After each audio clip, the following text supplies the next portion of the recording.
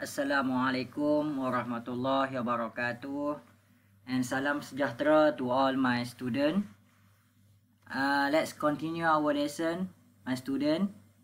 Hari ini untuk video kali ini kita akan masuk kepada molekul yang berikutnya yang kita namakan sebagai protein.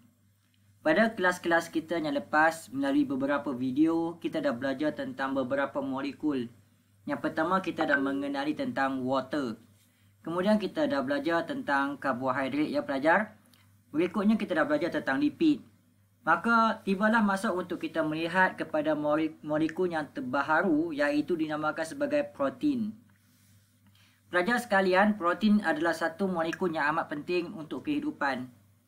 Protein ini sering kita dengari daripada sumber-sumber yang kita namakan sebagai daging dan ikan. So, protein juga jangan kita lupa, dia juga boleh didapati daripada sumber-sumber tumbuhan seperti kekacang. Untuk kita mengenali tentang protein, juga seperti mana kita belajar daripada molekul-molekul yang sebelum ini, kita harus mengenal tentang basic unit of protein. Unit-unit asas yang akan membina protein. Kalau untuk karbohidrat, kita mengenali tentang monosaccharide. Kalau lipid, dia tidak ada monomer. Lipid tidak ada monomer. Namun lipid kita ada, dia melibatkan molekul kecil yang kita namakan sebagai glycerol dan fatty acid. Protein mempunyai monomer, iaitu basic unit yang repeatedly berlaku untuk membentuk protein. Monomer bagi protein ataupun basic unit bagi protein dinamakan sebagai amino acid. Jadi pelajar, kita harus mengenal amino acid dengan baik. Amino acid apabila ada join dengan amino acid dan juga another amino acid hinggalah ratusan amino acid, dia akan membentuk repetitive unit yang dinamakan sebagai polimer. Polimer bagi protein dinamakan sebagai polypeptide. So kita akan belajar tentang amino acid, monomer of protein, dan kita akan belajar tentang polymer of protein dinamakan sebagai polypeptide. So yang berfungsi membentuk protein asas adalah polypeptide yang panjang.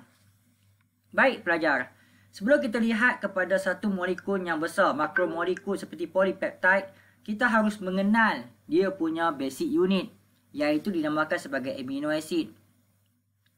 Amino acid ni adalah organic molekul. Satu molekul kecil ya, organic molekul yang mempunyai both kedua-duanya, iaitu yang pertama dinamakan sebagai amino group. Highlight perkataan amino group, dan yang kedua adalah carboxyl group.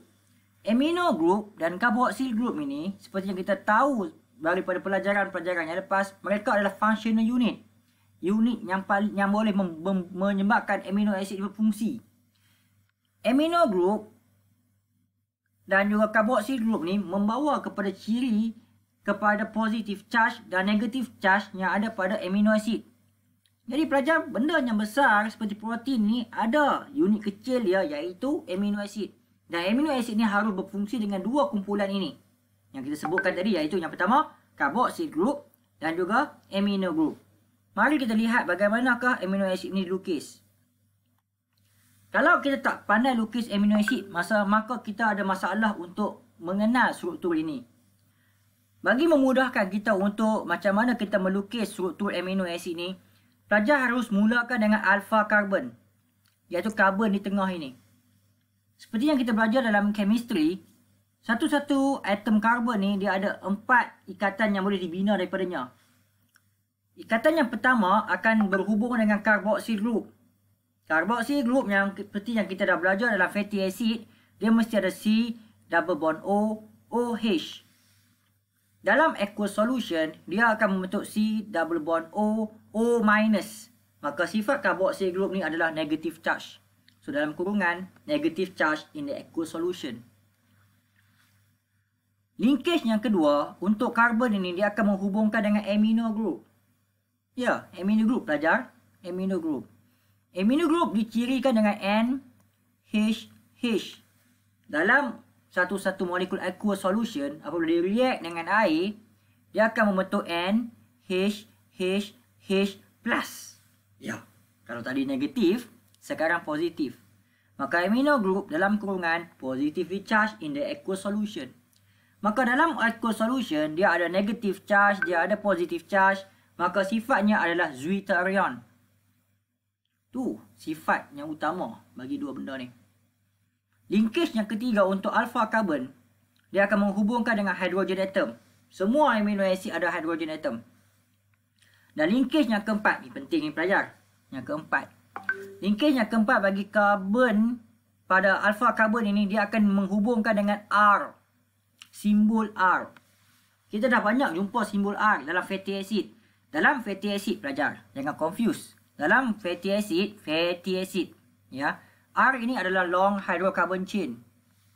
Namun pelajar, R pada amino acid, R ini dipanggil sebagai variable side chain.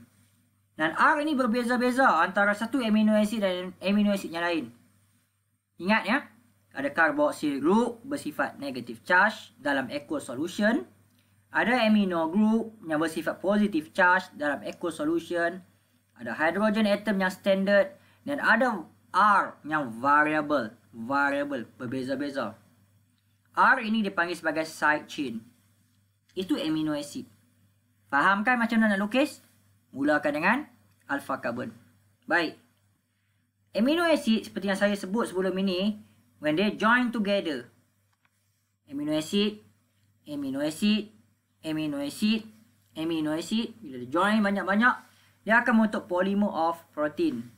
Polymer of protein yang makan sebagai polypeptide. Panjang molekul ni, belajar ya. Polypeptide ni akan disusun sehinggalah menyebabkan dia boleh berfungsi. Bukan semua polypeptide boleh berfungsi. Fahamkan dekat sini ya. Dia harus susun mengikut peringkat. Peringkat ni adalah peringkat paling basic. Diikuti peringkat yang kedua, more advanced. Peringkat yang ketiga, peringkat yang keempat. Dan semuanya ada 4 peringkat bagi kewujudan protein yang berfungsi.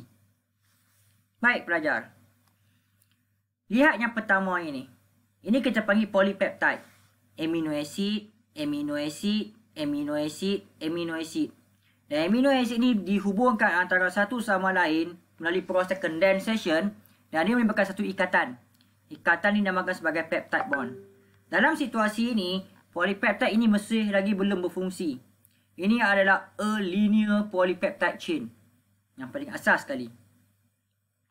Polypeptide ni semakin advance. Nampak tak? Daripada linear ni, dia mula berpintal. Dia able to coil. Sometimes, they fold. Berlipat-lipat.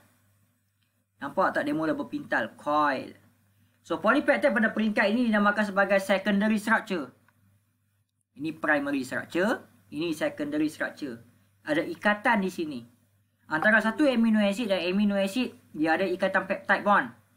Namun, dari satu lingkaran ke lingkaran yang kedua, dia ada hydrogen bond yang akan maintain dia.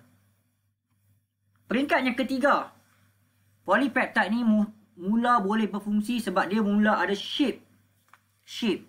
Dalam bahasa mudah yang biasanya kita panggil 3-dimensional shape. Bila ada saya sebut perkataan 3-dimensional shape, barulah kita kena tahu polypeptide ni boleh berfungsi dalam badan. Dia mungkin boleh jadi enzim. Dia mungkin boleh jadi collagen. Dia mungkin boleh jadi hemoglobin. Dan sebagainya pada peringkat ini. Ini masih boleh berfungsi. Ini masih lagi belum berfungsi. Ini mula berfungsi sebagai bahan asas untuk kehidupan. Contohnya enzim, antibody dan sebagainya. Ada berlingkar. Ada fold. Ada berlingkar. So ini melibatkan beberapa ikatan lagi. Yang penting untuk mengekalkan bentuk dia. Sebab kita belajar bahawa protein ni ada bentuk. Kalau bentuk protein ini denatured, dia akan menyebabkan kehilangan fungsi tubuh badan. Kadang-kadang dia memerlukan lebih daripada satu bentuk. Okay. The first, a second, third dan fourth. So keadaan ini kita panggil quaternary level of protein. So lihat ya. Level, primary level. Untuk nombor 1, primary level, secondary level, tertiary level dan quaternary level. So ini yang kita akan belajar dengan lebih lanjut dalam pelajaran kita yang akan datang ini.